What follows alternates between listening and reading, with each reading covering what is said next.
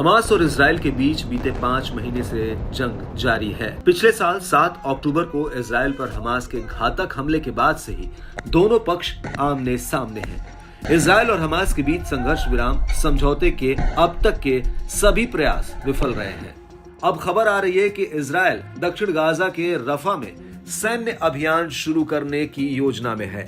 आपको बता दें कि रफा वही जगह है जहां गाजा में इजरायली हमलों की वजह से बड़ी संख्या में फिलिस्तीनी नागरिक शरण लिए हुए हैं। हालांकि इजराइल के रफा में सैन्य अभियान शुरू करने की योजना पर कई देशों और संगठनों ने चिंता जाहिर की है। इजराइल के पूर्व प्रधानमंत्री एहुद ओलमर्ट ने भी रफा पर हमले को अनावश्यक अतिरिक्त कदम बताया और उन्होंने कहा कि इजरायली प्रधानमंत्री बेंजामिन नेतन्याहू से युद्ध रोकने का आह्वान किया जाएगा। ब्लूमबर्ग ने ओलमर्ट का हवाला देते हुए कहा कि रफा पर आक्रमण एक ऐसा खतरा होगा जिसे हम यानी इजरायली लोग झेल नहीं पाएंगे।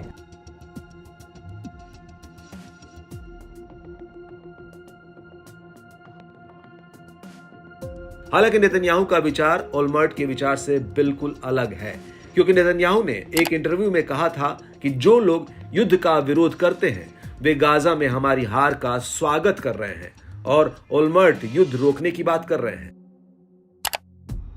मीडिया रिपोर्ट्स के मुताबिक ऐसा लगता है कि रफा पर हमले की योजना को लेकर नेतन्याहू की कैबिनेट और सेना दोनों के विचार अलग हैं। कुछ समय पहले नेतन्याहू और Israeli commander in chief Herzi Halevi के बीच मनमुटाव की खबरें भी आई थी।